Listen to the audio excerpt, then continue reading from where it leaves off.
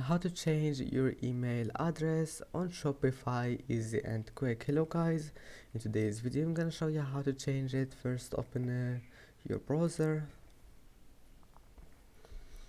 and then once you're here, click on your profile in the top corner,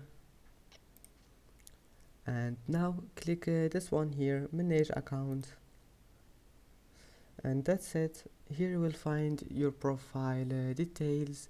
Then all you need to do, just click this one, update, and then type your new email here, and after that uh, just type here your Shopify password and then click change email, and that's it, it will be changed.